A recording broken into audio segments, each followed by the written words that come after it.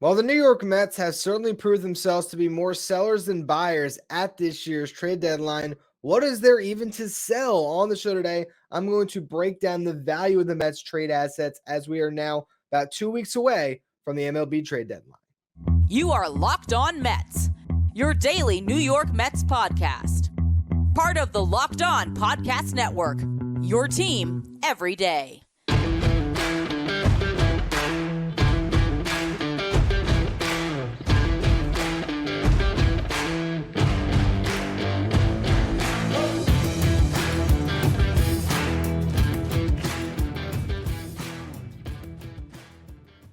Hello to all you amazing Mets fans. You're watching Locked On Mets, part of the Locked On Podcast Network, your team every day.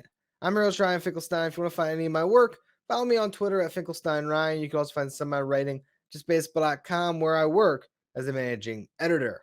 Download the Game Time app, create an account, and use code LOCKEDONMLB for $20 off your first purchase. Last minute tickets, lowest price guaranteed. When we look at the New York Mets prospects at the trade deadline, what are they going to do? It is a very tough read, because if this team were to go on a winning streak and be somewhere close to viable contention, we could see them buy. That's still in the cards. Although I think at this point, the Mets are going to buy with anything from what we've watched this year, it is going to be financially based. Okay. So that would be like trading for Joe Kelly from the White Sox and eating on the salary to help them out, so you don't have to give up as much to get another Trevor Gott style reliever. It's moves like that I could see the Mets making, where they're going to use their money more than their prospects to add, if they even do. And there's a chance they do a little bit of both. They buy a little in areas of complete weakness like the bullpen, and they might sell in other areas in a position of strength like the corner outfield spot. So I want to go through all these different machinations, but I want to begin everything with the guys who could be moved, but not for much. Okay, so we're going to start there. Daniel Vogelbach. Could I see him trade at this deadline? Yes. Is it for anything more than a player to be named later? No. I think unless Daniel Vogelbach goes scorched earth, and even if he does, here's a guy that might be traded, but it'd be more about clear him out. It's essentially a glorified DFA at a time where teams are looking for talent. Maybe there's a team that says, hey, get him in a change of scenery like last year. He really took off after the deadline. Maybe with us, he'll be better. We need someone to have some at-bats at the DH spot right now against right-hand pitching. So, hey, we'll take him off your hands for you. I could see that type of a move, but I don't see Daniel Vogelbach netting the Mets anything. And there's every chance that they just at some point this season might have to cut ties and skew youth if they want to really turn the page towards next year. Omar Narvaez, another player that goes into this category of guys who could be moved, but not for much. The Mets could eat his contract down, $8 million this year. So, probably 3 to 4 and change left by the time you get to the deadline. $7 million next year on a player option. That player option might scare teams. So I don't know. Maybe there's a team that wants a catcher that trades for him. I don't imagine you're getting a haul for Omar Narvaez, and likely I think he just stays put to continue to mentor Francisco Alvarez. I think that's his role, and that's what he's going to be doing next year at a high price tag, but still. Carlos Carrasco technically could be moved, a rental pitcher. Every team needs pitching, but also there's a lot of teams selling pitching. And I think for the Mets, they're going to value just having someone who can take the ball every fifth day this year and the depth that he provides over trying to trade him. So now we get to guys that could be moved, but for less than you think. There's 2 names that jump out to me. The guys in the bullpen that you can trust right now, David Robertson and Brooks Raley. Everyone says cash in on David Robertson. It's a good signing. He performed really well. You can even eat down his contract to make him more enticing to other teams. Do it. And you know what? There might be a David Robertson trade out there. But last year, the Cubs were in a pretty similar spot with David Robertson. He pitched to a 2.23 ERA. He had 14 saves. Whip was a little bit higher, but not much. A very similar season. This year, it's 1.96 ERA, 12 saves. What'd they get for him when the Phillies traded for him at the deadline? They got Ben Brown, a pitching prospect who was the 26th ranked prospect in a bad Phillies system. And he hasn't performed well this year either. So what are you getting for Robertson or even Raley? who does have a club option for next year, so there's a little more control. And there's a buyout to it, so it's $6.5 million club option, $1.25 million buyout. But are you going to net much for him? I feel like with both of those guys, Robertson and Raley, this is not a Mets team, even if they're still 8 out. That's going to just not play baseball for the final 2 months of the season. And I believe for Steve Cohen's peace of mind, to have a couple guys that he can trust at the end of his bullpen to maybe pretend like a run is possible is worth more than prospects that at best might slot into the end of your top 30. There's just the price of relievers is always tough because there's so many available. At justbaseball.com, we're doing wow. Did not know that was a tongue twister until I just tried it. Trade deadline guides for each team. And every single bad team that's selling has relievers to sell. So I think the Mets hang on to those guys. I actually do. We'll see. Maybe there's a haul out there for Robertson that I don't know right now, because maybe there's a team that looks at Robertson as their closer and says, we want to get him. And if you can make that deal, by all means, you should. I just don't know what the deal is going to be out there. And I think a lot of the value the Mets actually have, it's sitting out in left field with Tommy Pham and Mark Canha, and that's what I'll discuss next. I believe that what they have to sell that will bring them the most back at this deadline is probably those two guys, and I'll explain why in just a minute. Before we do, today's episode is brought to you by Game Time. Have you ever been in the situation where you want to go to the game, but you just don't know where to get tickets and where to find the best possible deal? Well, Game Time is here for you as a fast and easy way to buy tickets for all the sports, music, comedy, and theater near you with killer deals on last-minute tickets and their best price guarantee. So you can stop stressing over the tickets and start getting hyped for all the fun you're going to have at the game. The Game Time guarantee means you'll always get the best price. If you find tickets in the same section and row for less, Game Time will credit you 110% of the difference. It's the fastest growing ticketing app in the country for a reason. Get images of your seats before you buy so you know exactly what to expect when you arrive. Buy tickets in a matter of seconds. 2 taps, you're all set. And then tickets are sent directly to your phone so you never have to dig through your email. Snag tickets without the stress with Game Time. Download the Game Time app. Create an account. Use code LOCKEDONMLB for $20 off your first purchase. Terms apply. Again, create an account. Redeem the code LOCKEDONMLB for $20 off. Download Game Time today. Last minute tickets. Lowest price guaranteed. When it comes to the Mets trade deadline assets, I really believe that Mark Canha and Tommy Pham are the pieces that will net the most back. Now, Max Scherzer is a development in of itself that we'll get into a little bit more in the next segment I spoke about yesterday, because he's obviously the best player that can be moved, but there's a no trade clause. There's his performance this year. There's the option for next year. That's really complicated. When it comes to straightforward trades, Tommy Pham, Mark Canha, these are guys that will make sense on any contending team. Guys that have played all 3 outfield spots this year.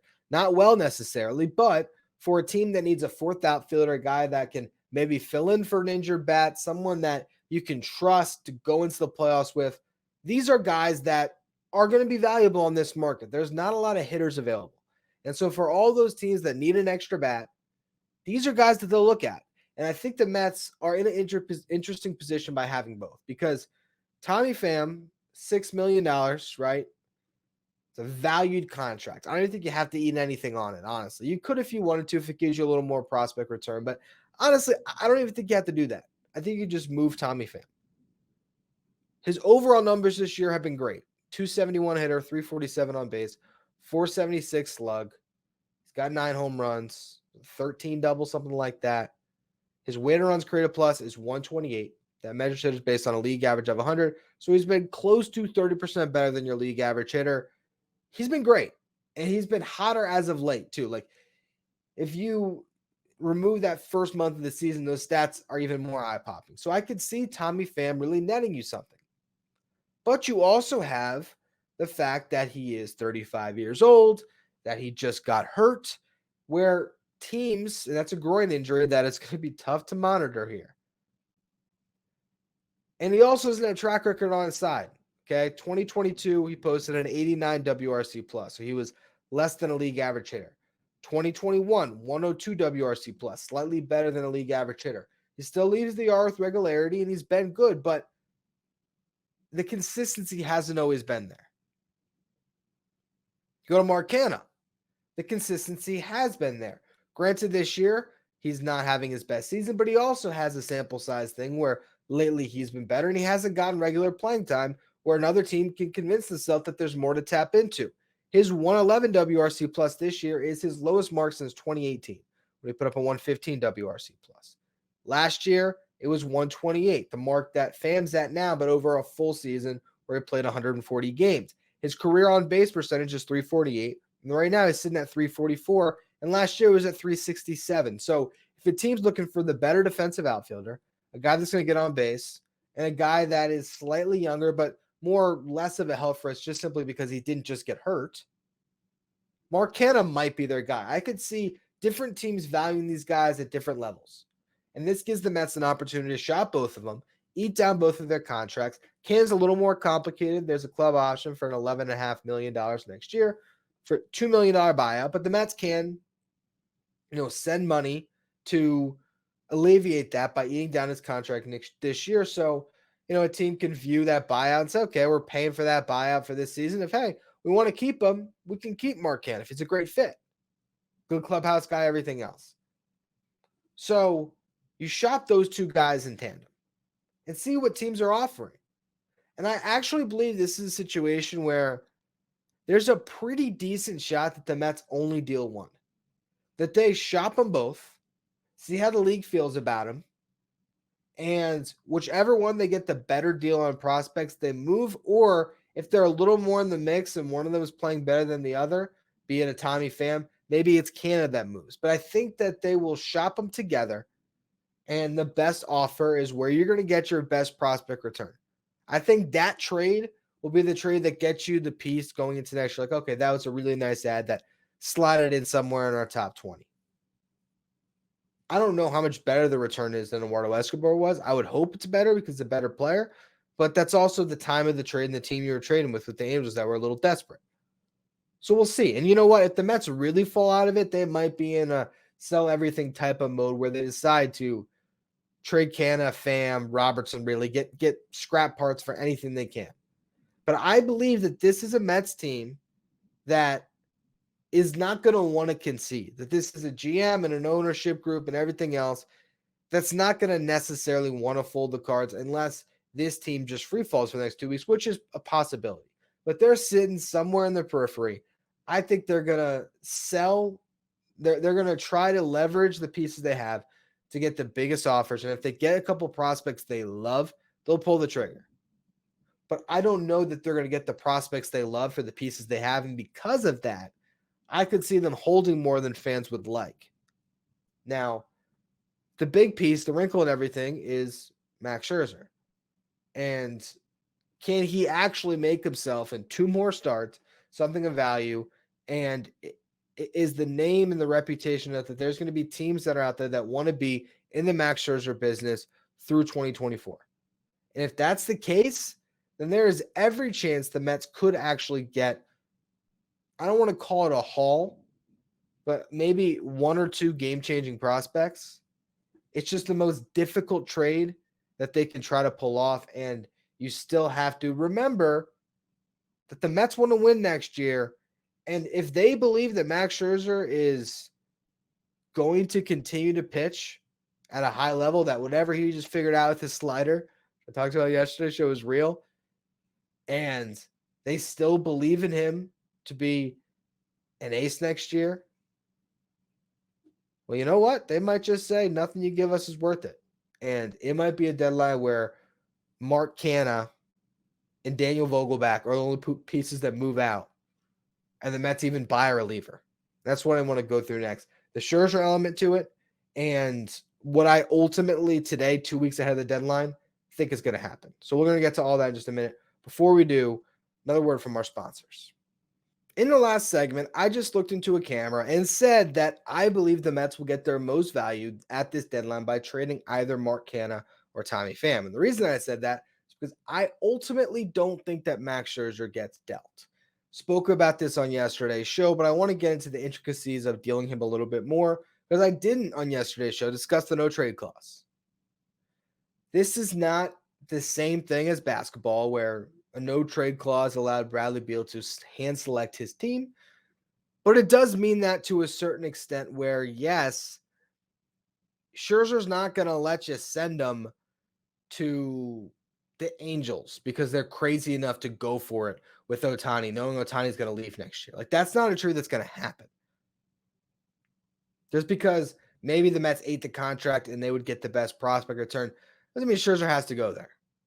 But a lot of times, team and player can align in a situation like this at a deadline, especially guys competitive as Max Scherzer, where they can send him to the Dodgers, who he already pitched for in a similar situation years ago.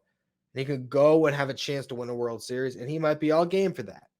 They could trade him to the Arizona Diamondbacks, as I alluded to a little bit on yesterday's show, a team that he came up with. And he could talk himself into a young squad, definitely a better chance to win it all this year, get to go and maybe rewrite the narrative, the one place where I didn't have success in my big league career, whatever it is. And also Arizona, not a bad place to live. So that could be something. Although, who knows if he wants to pitch in that ballpark. Maybe that's something that Scherzer's not interested in. You never know. And that's something that we might even hear about. Hey, everyone wants to put Scherzer in a Diamondbacks uniform. Maybe he has no interest pitching in that ballpark. Very real possibility. Okay? So that's where this is complicated. And when you add that in, you add the fact of this contract and what he gets paid next year. I just don't know if marriage of team fit return is going to be enough for the Mets. I really don't know if that's going to get to that point. Now, here's the converse opinion to that. Name me a starter in this market that you'd want more pitching for your team in the playoffs than Max Scherzer. Now, Mets fans are going to scream, all of them. I get it. But if you're looking at this as an unbiased observer who's seen Max Scherzer's career, just watched him go up against the Dodgers lineup, hold him to one hit, no runs, knows that it's still in there, and is looking at a chance to contend this year, there's a lot of teams that would still be interested. The names ahead of him, as far as better starting pitchers on this market, if Dylan Cease is actually dangled from the White Sox, he is a better pitcher. His numbers actually a little bit worse than Scherzer's this year based on just purely ERA. But he's got ridiculous stuff in 2 more years of control after this for the White Sox. If I'm a team, though, prospect return that I have to give up to get Cease significantly higher. So if I'm just going for it this year, all right, well, maybe I'm looking at the rental market. Marcus Stroman, better player option if he ends up opting in. Pitch better this year. That's a guy that I'm paying more for when it comes to prospects, especially with the money side of it, again, with those options. But he falls off the board, goes to a different team. What else is out there? Lucas Giolito, Jordan Montgomery from the Cardinals. There's other pitchers, but guys who have been in big games who have the name recognition and the pedigree of a Max Scherzer, there's not. I mean, maybe Blake Snell gets moved from the Padres, but there's every chance they go for it. So when it comes to all this, the market dictates all. And it is a seller's market this year. So I believe that there is a chance, especially if the Mets continue to backslide and get to the points that they're, over 10 games out of it by the deadline, where yes, you sell everything for as much as you can get. You call up Ronnie Mauricio and Mark Vientos. You run the kids out there for the final 2 months of the season, and you just wave goodbye. More likely, the Mets are sitting somewhere in the middle, where they're willing to take whatever they can get, or they're willing to take the best possible package for some of these pieces. But they're not just going to trade guys when they still believe that there's an outside chance that the team goes on a magical run and you make the playoffs. So that's overall where I'm at with what the Mets have to sell. I think the pieces that can move, that can net you the most, it's the same guys that people have been talking about. It's David Robertson, Mark Canha, Tommy Pham, Max Scherzer. Those are the 4. But of those 4, I only think 2 of those trades are easy to make where you're going to get back what you want to. With Robertson and Brooks Raley to a certain extent, you got to deal with a saturated market of relief pitchers and trying to find what prospect in there is worth it to you to basically quit on the season, because You lose those bullpen arms, and this bullpen gets worse. How are you possibly going to even just have a functioning baseball team down the stretch?